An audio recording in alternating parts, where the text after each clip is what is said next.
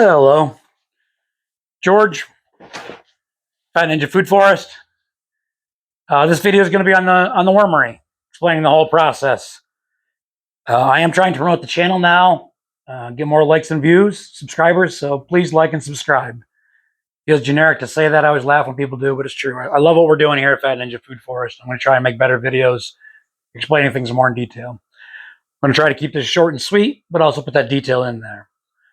Our composting system for these worm composts that we sell is a long process that goes through many stages, starting with a thermophilic.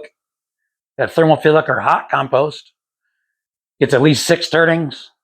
We are moving on, as I said in my most recent videos, to the Johnson Sioux type style, where it can sit for a year like that. But anyways, it goes through 6 turnings to make sure it gets up to heat. 141, as I say, or up to 161, somewhere in there. 6 times. That kills any disease seed. Any weed seed or disease pathogens, path to disease that are inside of it. From there, we let it sit static and develop the fungal component where the hyphae can work their way through the pile, the spores can sporulate. We let that sit as long as possible, up to a year or better. And then I make it worm bedding. I use it in these breeder bins. Well, look, this is where they lay their eggs. A red wiggler has a 28-day gestation period. So we do it once a week for 3 weeks, giving us 21 days, allowing these to be really loaded with worms, with worm eggs, before they hatch. From here, every week we take out the one that's been there the longest, the 3 weeks of the bedding, full of the compost. I do a little top feeding with some other ingredients to make it better, more. Add more nutrients, add more things. Fish bone meal, neem seed oil, kelp, just a little bit of these things added to their food, and some rock dust. They use that for the gizzard. Anyways, I'm digressing. So 3 weeks, we dump these out. They go into a large bin over here. Today is harvest day for that bin, and we're going to show you the sifter. That large bin is where all these little babies hatch out, all these 1,000 eggs for however many bins a week, put into the large bins over here. And that gives a long time till it fills from one end to the other, feeding the face, giving us a lot of surface area. At the end of that, I harvest from one end to the other and go back the other way with it. Today's that day. So let's look at the sifter, the large bed. Here's the sifter. I did a little bit. We can look what's in there. Here's the worms. Here's the bedding inside. Let's see if we can find an egg. Show what the little eggs look like. There's one right there. Those are the eggs. So again, in these, there'll be about 1,000 eggs. And that's because we load these lightly. If we were to use this as a composting system, we'd want about 1,000 worms, a pound of worms per square foot. That's close to probably 2.5 square feet, I'm guessing. Maybe close. 2 square feet at least. So that'd be 2,000 worms or more. Instead, I've got about a half pound or just more in there. And that's what I sell in my worm breeding systems. In those, from there, it gets dumped into here. I've already harvested some out of there. We're coming this way. And I'll feed it back the other way. And this is just beautiful finished compost. We'll also see some baby worms in there. There's lots of baby worms in there. And a lot of that goes through in the sifting process. Here's the worms I pulled off the top. Just a tremendous amount of worms in here. We dig down through, we'll see gobs and gobs of them.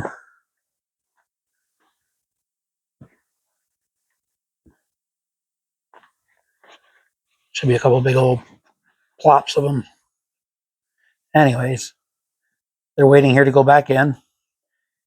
I'll reload my breeder bins with these. I'm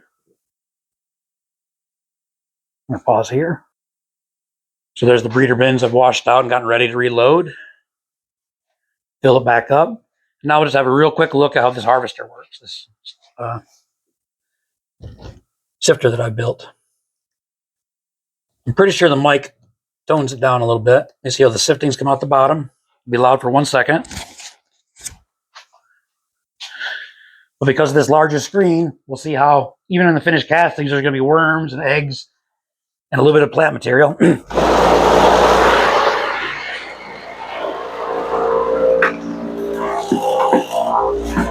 I push it around, break up any big clumps.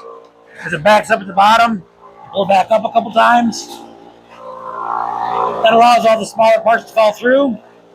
But the worms, most of the worms, and the overs, as we call them, to go down to the bottom. They'll come out the bottom, and I add this to the compost piles.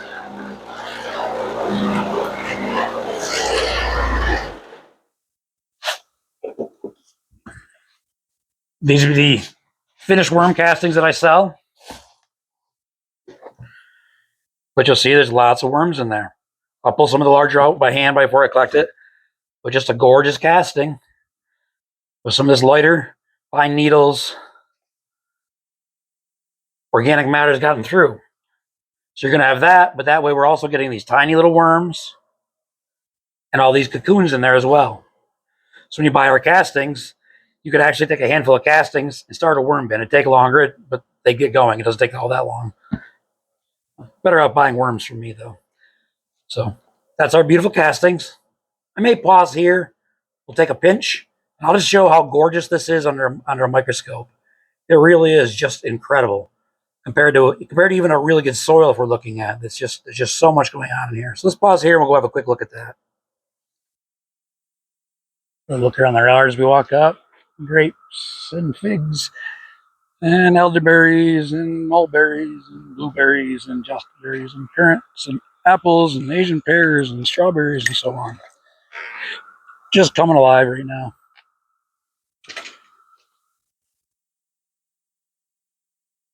But I'll pause here. We'll go ahead and set that microscope up real quick and have a look inside these castings. Again, that's all we use. And some of the KNF, I've actually got the labs right here. Did a good spraying last night before the rain to fertilize this entire property. All right, there's our drop of water we're going to have a look in. It was a heavy dilution, probably 10 to 1, but it was actually from yesterday. It's been sitting for a day. But let's see who's in there. All right, like is common, I turn right on to a nematode. So that's that upper trophic level in that red wiggler compost. We'll go out. Have a better look. You can see the mouth parts on it. Maybe, there we go. Pull it a little. You can see the lips, a little vacuum void at the start of the mouth. What I call the gizzards back in there. Look how full it is. Just right full of bacteria inside. Seeing flagellates moving around, lots of flagellates. We may see some ciliates. So flagellates, intestate amoeba is what we want to see. That's what the nematode will feed on, that bacteria, fungi, depending on what type of feeder it is. That's a bacterial feeder we're looking at. Let's zoom in. So let's go out first. We'll go out to 40x.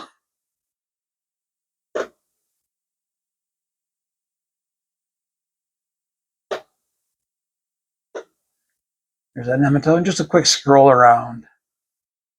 We're seeing lots of fulvic acid, lots of humic acid, nice aggregation.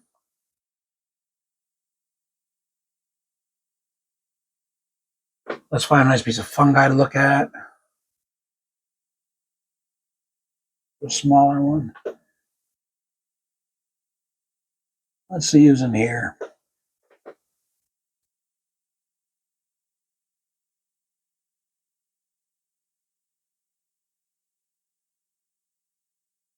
There, we're seeing lots of different colors of bacteria in there.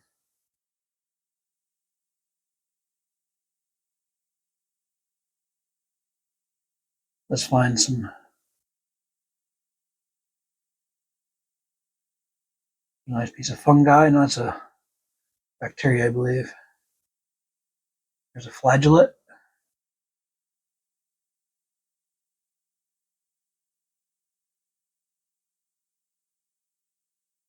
There's a good-looking testate amoeba right there. You can see the shell around it, the test. In the background, if I zoom out, we can see flagellates moving around. I think that was a, as I say in the, there's another flagellate going off. I'm stumbling on my words here.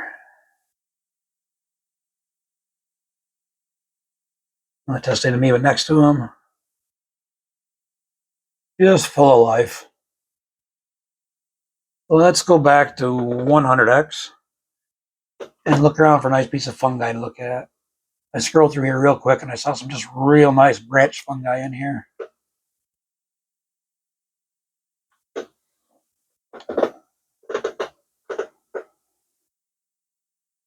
Another nematode.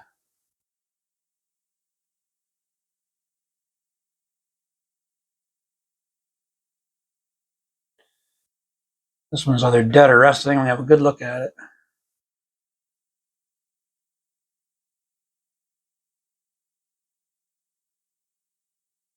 Have a look at the mouth parts. There we can see the little canal, the feeding tube. There's a flagellate in the background right there.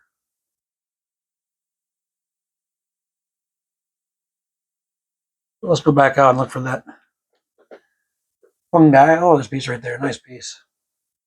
Let's make sure it is. Yeah, beautiful piece of fungi right there. It's going to be saprophytic fungi, decomposing fungi. We can see the multiple septa separations in it. Good looking testate amoeba behind it. I'm going a little closer now.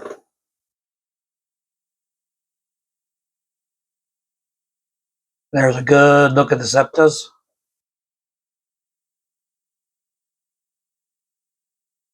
Branching. In the background, we'll see who's in there. Lots of bacteria. I'm sure we'll see some fungal spores as we go through. There's some more flagellates.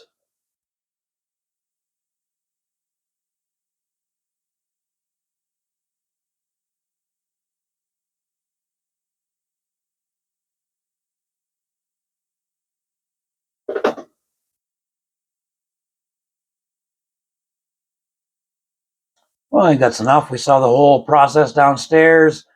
You can see the great aggregation in here. We're seeing things like fulvic acid and humic acid in here. We're seeing all levels of that soil food web in here, densely populated. Like I said, great aggregation. This can bring a tremendous amount of life to that soil. We start right off with that large nematode. I'm just doing a quick scroll, see if we see anybody else. Some more nice fungi. Let's see what that looks like.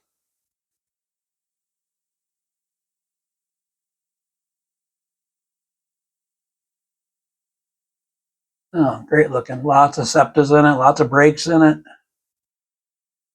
Long.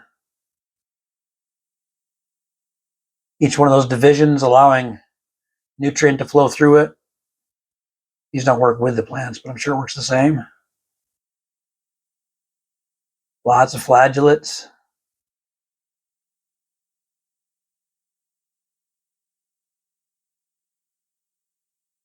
There may have been some ciliate zooming around. Like I said, this sample's set for a day. I wouldn't say it's gone anaerobic, but it's gone low oxygen.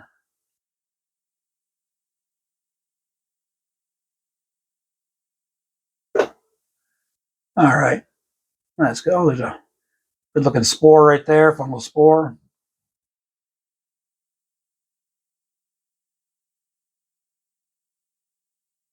Great looking testate amoeba right there.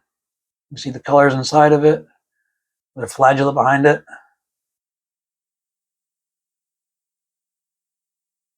All right, I'm George. There goes a, that's another flagellate thing. I don't think that's a cilia. I think those are flagellates.